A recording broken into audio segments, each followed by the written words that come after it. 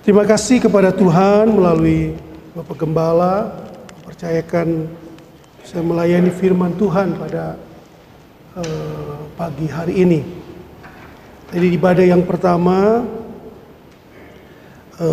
kita sudah beribadah, memuji dan memuliakan nama Tuhan. Kita buka dalam Mazmur pasal 50 ayat yang ke-6. Mazmur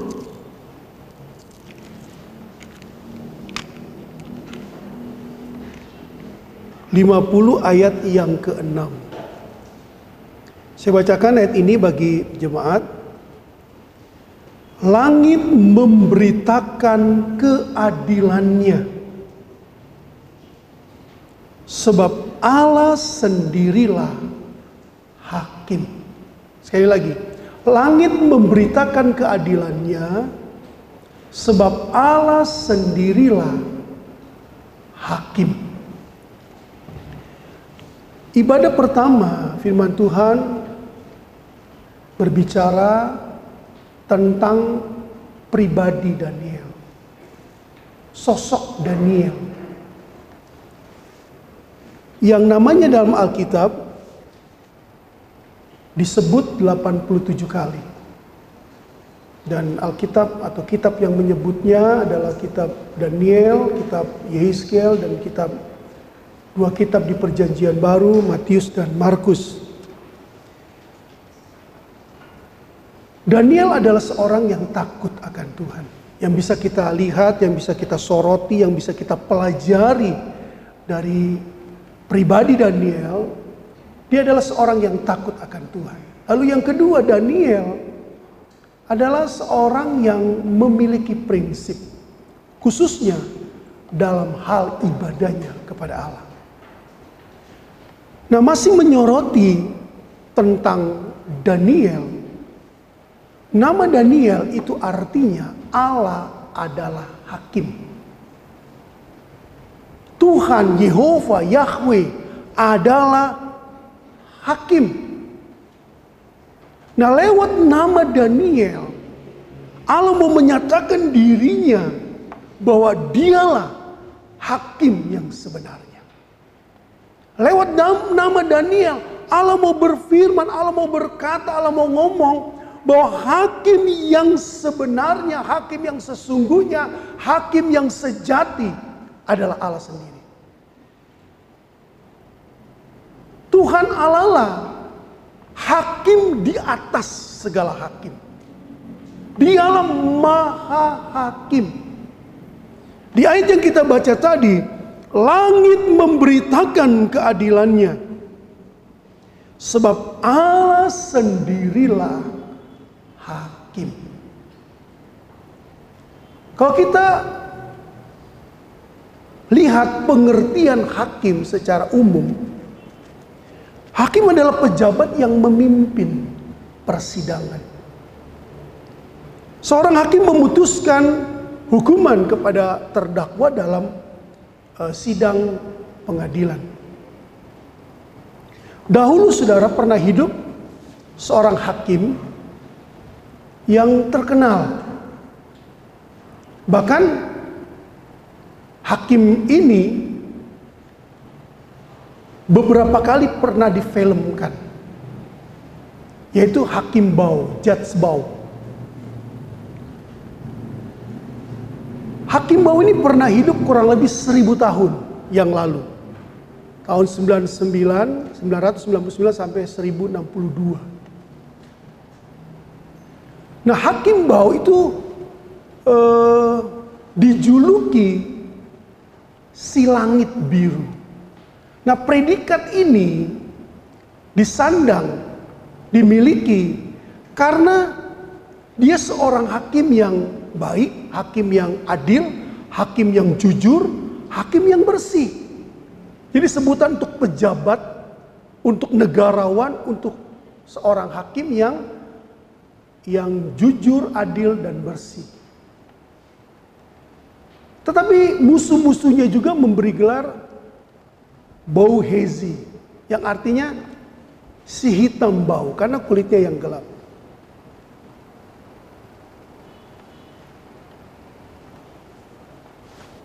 Istilah hakim itu berasal dari kata Arab, hakimah.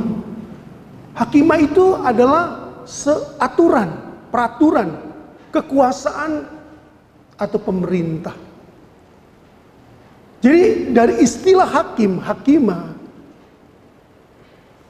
menunjukkan bahwa hakim adalah suatu aturan, suatu peraturan, kekuasaan dan pemerintah. Di Alkitab kalau kita pelajari, kita baca, ada era hakim-hakim, ada masa hakim-hakim. Hakim adalah pemimpin bangsa Israel setelah Yosua dan sebelum Israel diperintah oleh raja. Ada rentang waktu kurang lebih 310 tahun masa atau zaman hakim-hakim dalam Alkitab. Dan hakim yang pertama adalah Otniel bin Kenas. Dia adalah anak mantu dari Yosua bin Nun, pemimpin bangsa Israel. Anak mantu dari Kaleb maksud saya. Anak mantu dari Kaleb bin Yefune. Dan Kaleb adalah teman dekat, teman seangkatan bisa dikatakan dari Yosua. Mereka adalah dua orang yang pernah memata-matai tanah perjanjian.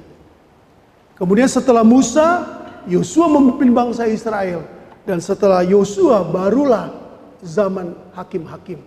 Sampai ketika Israel diperintah oleh raja. Raja pertama Saul, Daud, Salomo dan seterusnya.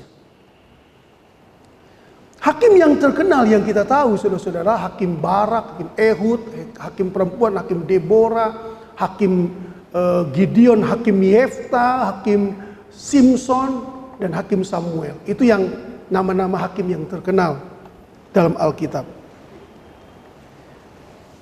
Hakim saudara-saudara masih secara umum orang yang mengadili perkara dalam pengadilan atau mahkamah. Jadi ketika seorang hakim mengadili perkara dalam pengadilan, maka keputusan hakim tidak dapat diganggu-gugat. Lalu hakim juga artinya pengadilan. Perkaranya sudah diserahkan kepada pengadilan, kepada hakim. Hakim juga artinya juri, wasit, penilai dalam sebuah pertandingan atau perlombaan. Kalau kita lihat lambang hukum, lambang peradilan, digambarkan sebagai seorang wanita yang matanya ditutup. Berdasarkan mitologi Yunani itu adalah Dewi Themis. Di tangan kirinya dia memegang timbangan, neraca. Nah itu berbicara tentang keadilan bagi semua. Kesamaan di depan hukum. Di tangan kanannya Dewi itu memegang pedang. Pedang berbicara tentang kekuasaan, kekuatan untuk menegakkan keadilan. Dan matanya ditutup. Artinya ketika menegakkan keadilan, tidak boleh lirik-lirik, tidak boleh tengok kanan, tengok kiri. Menegakkan keadilan harus jernih, harus adil, dan tidak boleh tembang pilih. Itu lambang peradilan, lambang hukum. Nah pengertian hakim menurut Alkitab, hakim ditulis dalam bahasa Ibrani shofet, yang sebenarnya artinya hampir mirip. Seorang hakim yang menegakkan keadilan dan kebenaran. Seorang hakim menghukum orang yang jahat, orang yang bersalah, dan membenarkan orang yang tidak bersalah. Itu tugas, peran, tanggung jawab seorang hakim. Nah kalau kita kembali kepada nama Daniel tadi, sekali lagi saudara-saudara, lewat nama Daniel, Allah mau menyatakan dirinya. Allah mau katakan bahwa hakim yang sebenarnya, hakim itu sendiri, hakim yang sesungguhnya, hakim di atas segala hakim adalah Tuhan Allah sebagai hakim berdasarkan nama Daniel. Pertama, Allah adalah hakim yang adil. Mazmur 7 ayat yang ke-12. Mazmur pasal 7 ayat yang ke-12. Allah adalah hakim yang adil. Dan Allah yang murka setiap saat. Allah yang memurkai orang jahat. Dalam kedudukan, dalam posisinya, Allah adalah hakim. Maka Allah bertindak adil. Memutuskan perkara dengan adil. Tidak berat sebelah. Sila yang kelima, Pancasila keadilan sosial bagi seluruh rakyat Indonesia. Bukan hanya keadilan dalam hal sosial saja, tapi keadilan hukum, keadilan dalam segala hal. Termasuk keadilan dalam memutuskan perkara. Allah bersikap adil ketika dosa manusia pada zaman Nuh sudah mencapai batas takaran Tuhan. Sebagai hakim, Allah memutuskan untuk memusnahkan bumi ini dengan air bah. Ketika dosa dan kedurjanaan orang Amori sudah genap, maka dalam posisi Allah sebagai hakim, Allah putuskan untuk menghukum orang Amori. Allah pun bersikap adil ketika dosa orang Amalek sudah mencapai takaran. Dan Allah memerintahkan Yosua untuk menumpas orang Amalek. Dan Tuhan katakan, aku menghapus ingatanku bagi orang Amalek. Turun-temurun. Allah pun berlaku adil ketika dosa Sodom dan Gomora sudah mencapai takaran. Sebagai hakim, Allah menghukum Sodom dan Gomora dengan api dan belerang. Dan yang menarik saudara-saudara, hanya doa yang bisa membatalkan hukuman Allah atas kota Sodom. Ketika Abraham berdoa syafaat, dalam doanya Abraham katakan, kalau kita baca dalam Kejadian pasal 18 ayat 23, Kejadian 18 ayat 23 sampai 25, Abraham datang mendekat dan berkata, apakah engkau akan melenyapkan orang benar bersama-sama dengan orang fasik? Bagaimana sekiranya ada 50 orang benar dalam kota itu? Apakah engkau akan melenyapkan tempat itu dan tidakkah engkau mengampuni karena ke-50 orang benar yang ada di dalamnya itu? Jauhlah kiranya daripadamu untuk berbuat demikian, membunuh orang benar bersama-sama dengan orang fasik, sehingga orang benar itu seolah-olah sama dengan orang fasik. Jauhlah kiranya yang demikian daripadamu. Masakan hakim segenap bumi tidak menghukum dengan adil? Jadi dalam doanya Abraham seakan-akan mengingatkan Tuhan, Tuhan, engkau adalah hakim yang adil. Maka engkau tidak boleh, engkau tidak mungkin melenyapkan orang benar bersama dengan orang fasik. Tawar menawar antara Abraham dengan Tuhan. Dan Tuhan katakan, sebagai hakim yang adil, ketika dia memutuskan untuk menghukum Sodom dan Gomora, Tuhan katakan, kalau ada 50 orang benar dalam kota itu, aku tidak akan melenyapkan kota itu. Aku tidak akan membinasakan kota itu. Aku tidak akan menunggangbalikan kota itu. Karena ke-50 orang benar. Dan kita tahu dalam doa syafaat Abraham. Abraham katakan, bagaimana Tuhan kalau 45? Bagaimana Tuhan kalau 40, 30, 20? Dan terakhir yang ke-6, Abraham katakan, bagaimana kalau ada 10 saja orang benar? Tuhan katakan, sebagai hakim yang adil. Kalau ada 10 orang benar, maka kota itu tidak akan ditunggangbalikan. Saudara dan saya sebagai orang-orang benar, orang-orang percaya, anak-anak Tuhan. Ketika kita berdoa kepada Tuhan sebagai hakim yang adil, maka doa syafaat kita itu bisa menentukan keselamatan sebuah kota. Kalau di mana tempat daerah kita tinggal, dan Tuhan masih melihat ada orang-orang benar, ada jemaatnya, ada anak-anaknya, maka itu sangat diperhitungkan oleh Tuhan.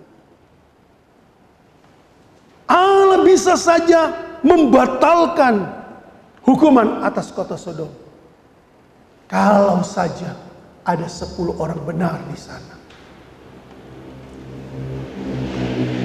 Saudara yang dikasihi di dalam nama Tuhan, Paulus katakan bahwa Tuhan akan datang kembali sebagai hakim yang adil. Dan bagi kita yang setia, Paulus katakan bahwa dia telah mengakhiri pertandingan imannya dengan baik. Paulus telah mencapai garis akhir. Dan Paulus pun telah memelihara imannya. Dalam 2 Timotius pasal 4 yang ke-8, Paulus katakan, sekarang tersedia bagiku mahkota kebenaran yang diberikan Tuhan kepadaku. Sekarang telah tersedia bagiku mahkota kebenaran yang akan dikaruniakan kepadaku oleh Tuhan, hakim yang adil pada harinya. Tetapi bukan hanya kepadaku, melainkan juga kepada semua orang yang merindukan kedatangannya. Di ayat sebelumnya, ayat yang ke-7, Paulus menunjukkan bahwa dia telah menjadi hamba Tuhan, menjadi anak Tuhan, menjadi pelayan Tuhan yang setia, mengiring Tuhan sampai garis akhir. Dia telah memelihara imannya. Dan di ayat yang ke-8, kalau Tuhan datang kembali dalam kedudukan Tuhan sebagai hakim yang adil, maka bagi jemaat yang setia sampai akhir, dia akan mendapatkan mahkota kebenaran yang akan dikaruniakan, yang akan diberikan oleh Tuhan, hakim yang adil. Mahkota kebenaran di kayu sunes Stefanos artinya bukan hanya mahkota kebenaran, mahkota keadilan diberikan oleh Tuhan, dikaruniakan oleh Tuhan kepada kita jemaat Tuhan yang setia mengiring Tuhan, yang setia mengikut Tuhan, yang setia beribadah kepada Tuhan, yang setia melayani Tuhan sampai garis finish. Ketika Tuhan datang sebagai hakim yang adil, Tuhan pun akan memberikan mahkota keadilan. Itu yang pertama. Yang kedua, kita lihat tentang nama Daniel. Allah sebagai hakim berdasarkan makna nama Daniel. Yang pertama, Allah adalah hakim yang adil. Lalu yang kedua, Allah sebagai hakim yang meninggikan dan merendahkan. Kita baca ayatnya dalam Mazmur 75 ayat 8. Mazmur 75 ayat 8. Tetapi Allah adalah hakim. Direndahkannya yang satu dan ditinggikannya yang lain. Yang bisa kita lihat dari nama Daniel yang artinya Allah adalah hakim. Hakim ialah Allah.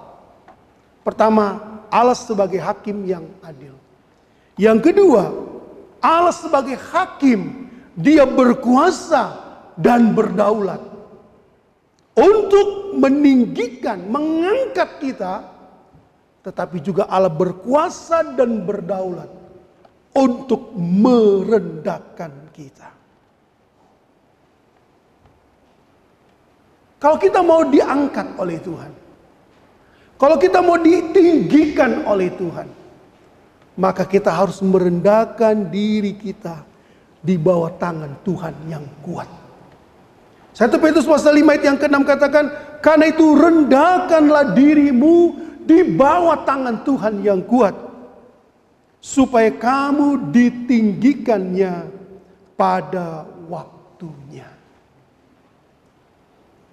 Sebagai hakim, Tuhan berkuasa untuk meninggikan, mengangkat kita. Tetapi juga sebagai hakim, Tuhan berkuasa untuk merendahkan kita. Kalau kita mau diangkat dan ditinggikan oleh Tuhan, firman Tuhan katakan 1 Petrus 5 ayat 6 tadi, mari rendahkanlah dirimu di bawah tangan Tuhan yang kuat. Maka Tuhan akan meninggikan kita, mengangkat kita pada waktunya. Saudara-saudari yang dikasihi di dalam nama Tuhan, Yesus pernah menyampaikan sebuah perumpamaan. Nah, perumpamaan ini dialamatkan, ditujukan kepada orang yang menganggap dirinya benar dan memandang rendah semua orang lain. Dalam perumpamaan itu Yesus katakan, dalam satu kota, dalam satu tempat, ada dua orang yang datang untuk beribadah, datang ke bait Allah. Yang pertama adalah pemungut cukai, dan yang kedua adalah orang Farisi. Ini dua orang yang bertolak belakang. Pemungut cukai adalah golongan orang berdosa, sedangkan orang Farisi adalah kaum agamawi. Dua-duanya masuk dalam bait Allah, dua-duanya datang beribadah. Orang Farisi itu berkata kepada Tuhan dalam doanya di bait Allah, Tuhan, aku bersyukur kepadamu bahwa aku tidak sama seperti semua orang lain. Aku bukan orang lalim, aku bukan orang jahat, aku bukan pezina. Dan dia menunjuk pemungut cukai yang ada dalam bait Allah, yang juga sedang berdoa, sedang beribadah. Dan aku juga bukan seperti dia, pemungut cukai, orang berdosa. Nah, pemungut cukai ini sadar bahwa dia adalah orang berdosa. Dia tidak berani mengangkat kepalanya. Dia hanya menundukkan kepalanya. Dia katakan, Tuhan, ampuni aku orang yang berdosa ini. Dan Yesus mengakhiri perumpamaannya. Pemungut cukai ini, karena dia merendahkan dirinya, dia pulang sebagai orang yang dibenarkan oleh Allah. Tetapi orang Farisi ini tidak. Karena barang siapa yang meninggikan diri, kata Tuhan, dia akan direndahkan. Dan barang siapa yang merendahkan dirinya, dia akan diangkat dan ditinggikan oleh Tuhan. Kalau kita mau diangkat dan ditinggikan oleh Tuhan, hakim yang berkuasa itu Tuhan sendiri.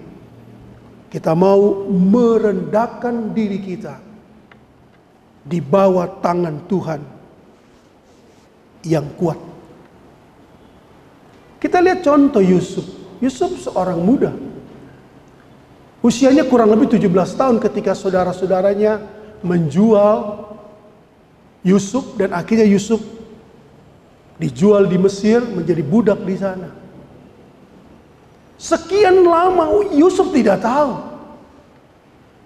Tetapi Yusuf selalu merendahkan dirinya di hadapan Tuhan.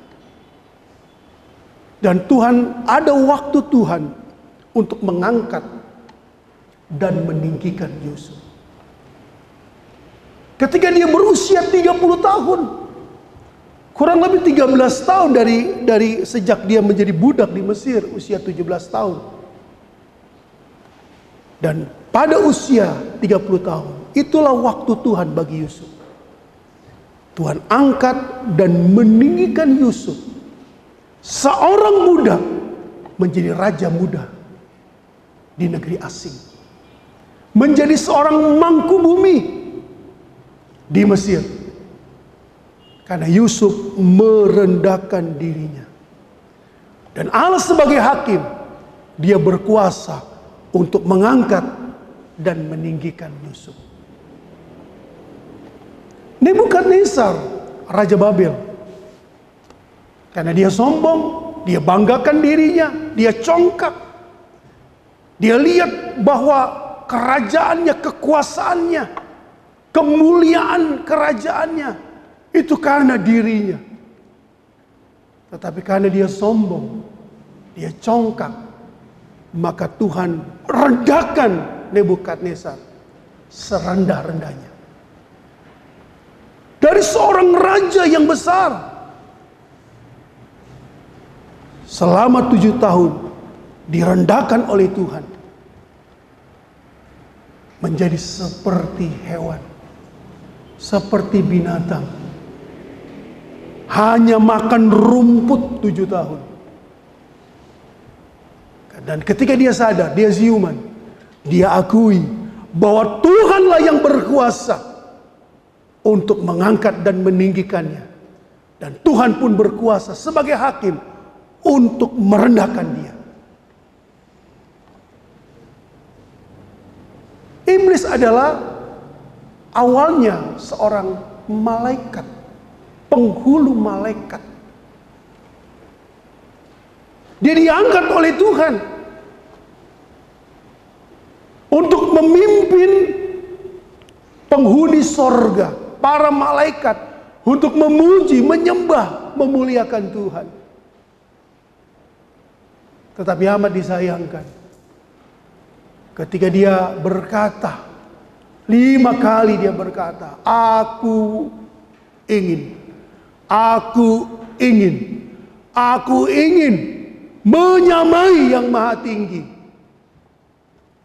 Seketika itu, Tuhan sebagai hakim merendahkan Lucifer, dicampakkan ke bumi, bahkan diturunkan oleh Tuhan serendah-rendahnya sampai ke dunia orang mati. Karena Tuhan berkuasa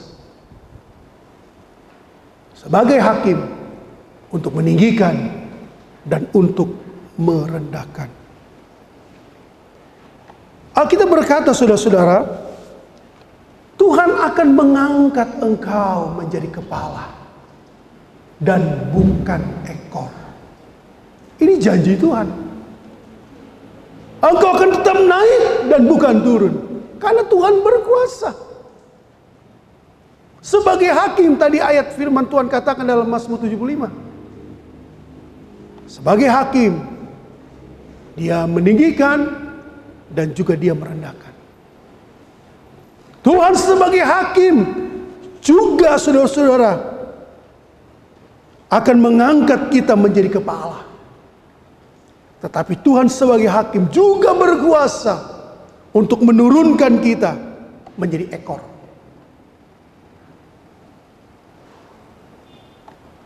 Saudara yang dikasihi di dalam nama Tuhan, 1 Samuel pasal 2 ayat yang ke-7. 1 Samuel pasal 2 ayat 7, kita baca ayat ini. 1 Samuel 2 ayat 7. Tuhan membuat miskin dan membuat kaya. Terjemahan lama katakan Tuhan menjadikan miskin dan Tuhan menjadikan kaya. Ia atau Tuhan merendahkan dan meninggikan juga. Tuhan yang buat. Tuhan yang jadikan orang miskin dan orang kaya. Tuhan juga berkuasa sebagai hakim, Mazmur 75 tadi. Merendahkan dan meninggikan juga. Tuhan yang membuat. Tuhan yang menjadikan semuanya. Segala sesuatu. Bahkan juga Tuhan yang membuat langit, bumi, dan segala isinya. Ketika Tuhan menjadikan langit, bumi, dan segala isinya, Alkitab katakan Tuhan membuatnya dengan firman. Tuhan menjadikannya dengan firman. Dari hari pertama sampai pada hari yang ke-6. Ketika Tuhan membuat hari yang pertama, jadilah terang, jadilah cakrawala, jadilah darat, laut, dan tumbuhan, jadilah benda-benda penerang, jadilah ikan-ikan di air, burung di udara, unggas, jadilah hewan, dan terakhir manusia dijadikan Tuhan dengan tangannya. Tuhan yang buat kita, saudara-saudara. Kejadian 1:26. Tuhan Allah berfirman, berfirmanlah Tuhan, marilah kita menjadikan manusia. Membuat manusia. Tuhan yang jadikan kita. Tuhan yang buat kita. Tuhan juga yang buat orang miskin, orang kaya. Tuhan juga yang membuat dan menjadikan. Dia bisa mengangkat kita, meninggikan kita. Dan juga dia berdaulat untuk merendahkan kita. Kalau kita berlaku congkak.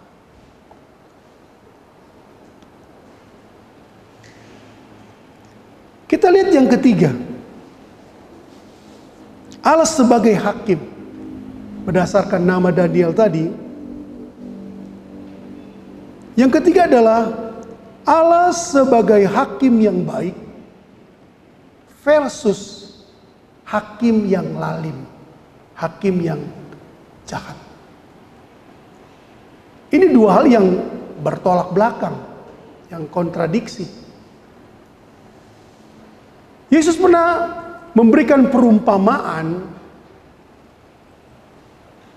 bahwa dalam sebuah kota ada seorang janda yang meminta perkaranya dibela, diselesaikan oleh hakim. Tetapi hakim itu adalah hakim yang jahat, hakim yang bengis, hakim yang lalim, hakim yang tidak takut Tuhan dan tidak menghormati manusia. Sudah lengkap, sudah sempurna jahatnya. Nah, janda ini datang terus kepada hakim yang jahat ini. Tidak pernah berhenti. Dia datang, dia ketuk pintu, bela perkara saya. Benarkan hak saya. Terus menerus dia datang, gak bosan-bosan. Diusir, dia datang lagi. Diusir besok, dia datang lagi. Entah sudah berapa kali. Sampai akhirnya hakim yang jahat ini, hakim yang lalim ini, berkata dalam hatinya, lebih baik saya bereskan saja perkaranya. Lebih baik saya benarkan saja haknya. Lebih baik saya urus saja perkaranya. Supaya dia tidak terus-menerus datang kepadaku dan bikin susah, bikin repot. Apa kata Yesus dalam Lukas 18 ayat yang ke-5? Camkanlah apa yang dikatakan oleh hakim yang lalim itu. Tidakkah Allah akan membenarkan orang-orang pilihannya yang siang malam berseru kepadanya? Allah menempatkan dirinya sebagai hakim yang baik. Kalau hakim yang jahat saja, hakim yang lalim saja, karena janda ini terus menerus datang, akhirnya dibela juga perkaranya, diselesaikan juga persoalannya. Apalagi kita datang kepada Tuhan kita sebagai hakim yang baik. Kalau terus-menerus kita datang memohon kepada Tuhan. Karena dalam konteks itu, perumpamaan itu, diawali Yesus menegaskan supaya kita tidak jemu-jemu berdoa. Kita wajib berdoa dengan tidak putus harap. Seringkali ketika kita berdoa kita jemu. Kita berdoa kita bosan. Sudah malas berdoa. Dan kalau saudara sudah bosan berdoa, sudah jemu berdoa, saudara renungkan kembali perumpamaan yang Yesus sampaikan. Ketika Allah menempatkan dirinya sebagai hakim yang baik versus hakim yang lalim, hakim yang jahat. Tetapi kalau toh dia hakim yang jahat, karena terus menerus datang, dibela juga perkaranya, diselesaikan juga. Apatah lagi kita jemaatnya, umatnya. Kalau terus menerus kita datang kepada Tuhan, Tuhan akan bela perkara kita. Tuhan akan selesaikan masalah kita. Karena itu jangan jemu-jemu berdoa. Ayat yang pendek, tetapi mari kita sama-sama katakan, kita baca bersama ayat ini. Pendek saja, 1 Tesalonika 5 ayat yang ke-17. Mari sama-sama kita baca.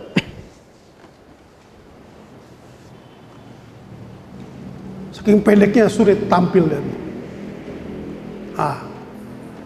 Mari sama-sama kita baca. 2, 3. Tetaplah berdoa. Sekali lagi. Tetaplah berdoa. Terjemahan lama katakan, berdoalah dengan tiada berkeputusan. Jangan berhenti berdoa. Terus berdoa. Jangan bosan berdoa. Kalau janda ini saja datang terus. Dan dibela juga masalahnya. Diselesaikan juga persoalannya. Sekalipun hakim itu jahat. Bukankah Tuhan kita adalah hakim yang baik?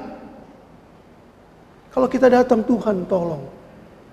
Tuhan selesaikan masalahku Tuhan. Tuhan bela saya Tuhan. Dia hakim yang baik. Dia akan selesaikan masalahmu. Dia akan bereskan persoalan.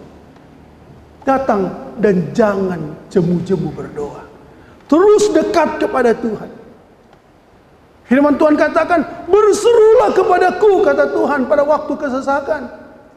Maka aku akan meluputkan engkau, dan engkau akan memuliakan aku. Ketika kita terus berdoa, berseru, maka Tuhan katakan, aku akan melepaskan engkau. Aku akan meluputkan engkau. Aku akan membebaskan engkau dari segala kesesakan. Dari persoalanmu.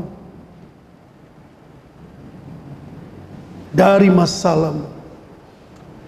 Berserulah kepadaku, kata Tuhan, maka aku akan menjawab engkau. Yeremia 33 ayat 3. Berdoa, berseru. Sebelum Tuhan menjawab, sebelum Tuhan tolong kita, mari terus datang kepada Tuhan. Ingat, dia hakim yang baik. Dia hakim yang baik. Dan dia pasti akan menolong, menyelesaikan setiap persoalan, masalah yang kita hadapi.